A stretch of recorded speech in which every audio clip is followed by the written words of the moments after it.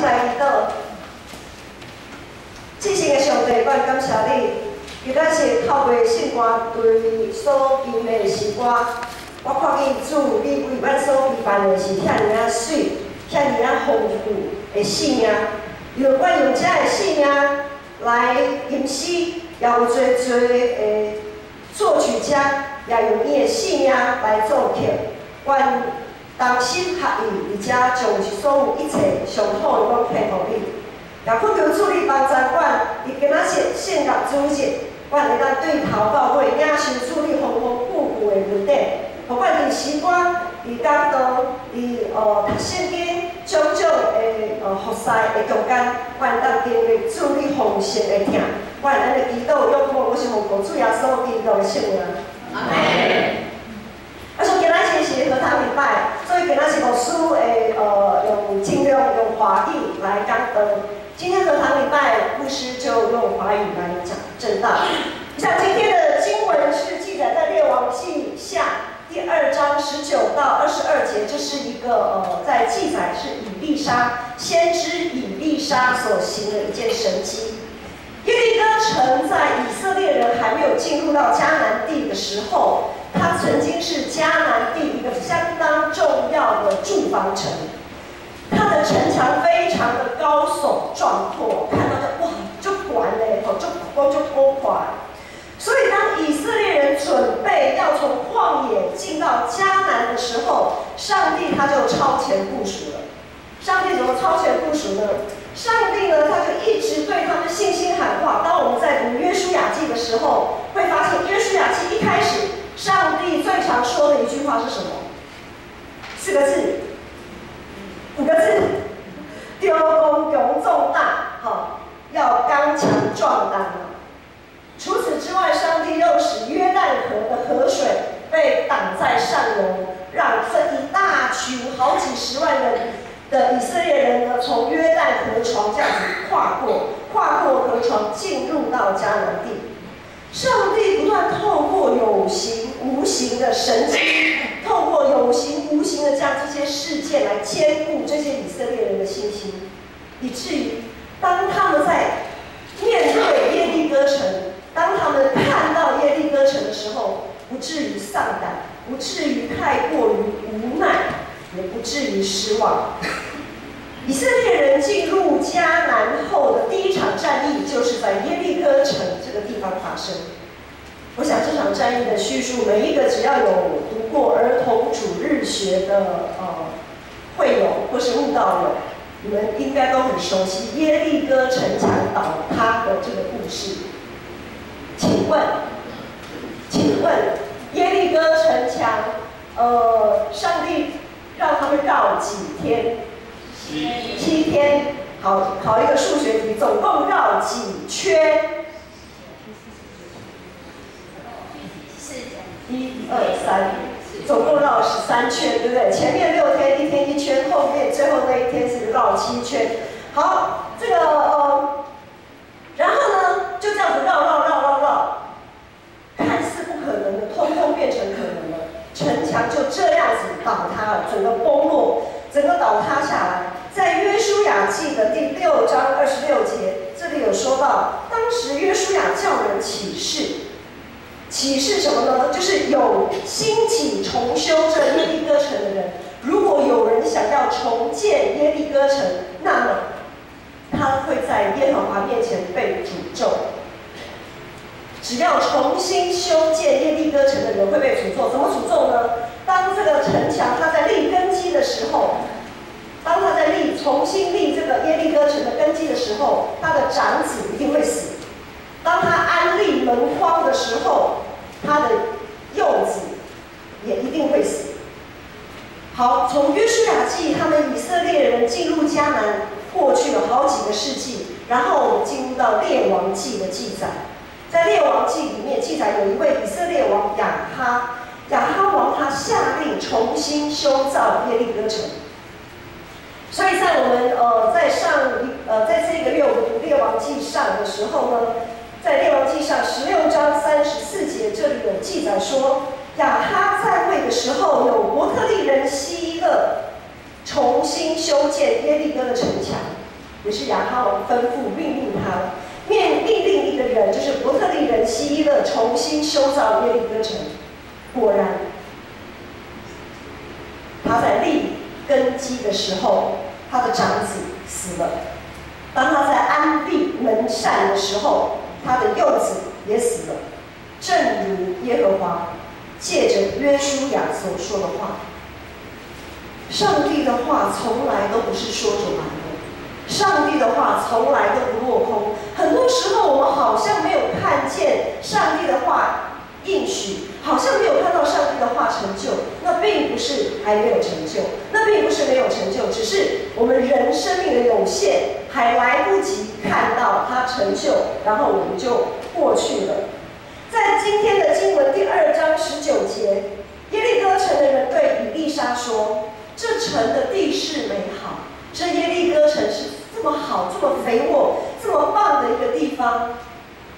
然而呢，可是呢，它的水质不好，土产不熟而落。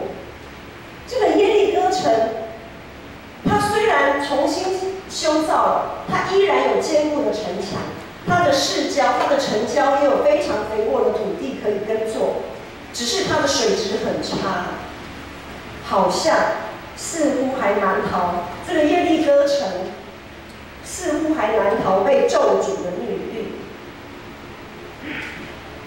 从耶利哥城，我们来思考一个问题，就是我们今天所居住的台湾，那种卡地的台湾，虽然几岁。我们台湾虽然非常的小，但是呢，怎样台湾是一个好所在？台湾又叫做福尔摩沙，非常美丽的一个宝岛。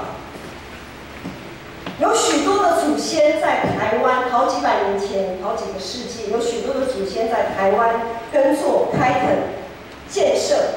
不过，也在好几个世纪建设的过程当中。这块土地充满了许多偶像神明，这块土地充满了许多耶和华上帝看为恶的事情，就好像列王记的记载一样。台湾虽然是一个美丽的宝岛，但是却也像一块受到咒诅的一个地方。怎么说呢？在台湾，我们有读过台湾历史的，虽然在牧师这个年纪这一辈以前，好像对于台湾。就是我们的历史课啦，对台湾的历史比较不这么看重，但是近几年来，对台湾历史有非常多深入的研究的文献都跑出来了。我们会发现，简单来讲，在台湾，我们会看到一代又一代受到病痛的困扰、战争的威胁、外族的统治，还有内部的纷争。不过才几百年，不过才几个世纪。山河累累，住在台湾的土地，在台湾土地上居住的居民伤痕累累。虽然在150多年前，上帝有差派他的仆人来到台湾传福音，但是我们也从台湾教会历史发现，有许多人，没有多少人嘛，应该这样讲，没有多少人可以在信仰上面站立得稳。很多人就好像《列王纪》里面记载的那些王、那些君王，不过是个有名无实的基督徒而已。很多基督徒进来出去，进来出去，从前门进来，从后门出去。上帝赐给我们一块良田来耕作，但是很多时候，往往我们发现这块田地水质不好的时候，我们会选择离开。当我们发现教会的水质不好的时候，来离开啦，切心啦。当我们发现台湾不好的时候，出走了，移民啊。台湾没有盼望，台湾没有未来。很多时候我们不是因为呼召，很多时候我们不是为了使命，很多时候我们选择离开是为了逃避。台湾各地教会常常有许多人因为水质不好选择离开，许多信徒都想要捡现成的，却不想付出代价。许多信徒也只想出一张嘴，连一只小指头都不肯动。许多信徒习惯坐享其成，把教会当成俱乐部，却忘记自己也是教会的一份子，忘记自己要委身奉献，忘记自己是世上的盐了。盐，我想大家都有吃菜哈，大家一定要吃东西才能活着。盐呐，盐没有自己的主权嘞，盐它没有脚，会自己说要跑到哪个菜里面去，谁才是放盐的人？厨师啊，厨师才是撒盐放盐的那个人。今天这个厨师他要用盐，他要用盐。他如果今天要用酱油，他把盐摆一边，盐就乖乖的待在一旁，乖乖等着。盐不能抢着说，你哪用导游？我伫家遮尔好，我嘛要来掺一卡，安尼就害啊！如果盐它不安分，该等的时候等。该被撒多少就被撒多少。他如果想抗拒，那我们可以想象那一道菜的口味一定非常的可怕。只有上帝知道什么时候要口味重一点，口味轻一点。只有上帝知道什么时候要用盐，什么时候要用酱油，什么时候要用各种调味料。一切的决定都在上帝手中。我们也知道盐它有许多的功效，盐有什么功效？牧师上网查了一下，盐有40几种功效非常非常多的功效。好，稍微讲个几种吧。哈，调味嘛，好，盐会调味，大家比较知道的。盐也会防腐，盐可以消炎，还可以消除疲劳，比如说泡澡啊，好，盐浴啊，好，消除疲劳，还可以清除污垢，还可以除臭。好，我们就拿这几项来看哈：调味、防腐、消炎、消除疲劳、除垢、除臭。教会需不需要？教会非常需要。教会，我们每一个信徒、每一个弟兄姐妹在教会里面团契、共同生活，我们非常需要调味，我们非常需要防腐，我们非常需要消炎、消除疲劳、除垢、除臭。还有很多功效啊，有兴趣的可以上网去查。教会是医治、缠裹各种身心灵创伤的地方，非常需要我们发挥盐的这个功效。在今天的经文第2章21节，这里记载说，以利沙将盐倒在那个水池恶劣的那个水耶利哥城的水里面。以利沙将盐倒在水中，治好了这个水，从此不再有人死，也不再会土地呢，从此也会重新有好的出产。那水治好了，直到如今啊，好的水质是一个人可以赖以为生重要的条件，而好的生命品质更是我们可以活出光彩、活得有价值的一个条件。无论是水质还是生命的品质，这2样都不是用金钱或用我们的势力才能可以换来的。当耶利哥人因为水质不好的时候去拜托、去求问上帝的先知以利沙的时候，就代表这个背后有一个很重要的意义，就是他们领略到一个非常重要的一个要件，就是当他们求问上帝的先知的时候，就代表他们是在求问上帝，他们是在向上帝讨救兵啊，因为他们已经没有办法。而耶利哥城人这个心智，他们这个转变，成就了上帝透过以利沙所行的这个成绩。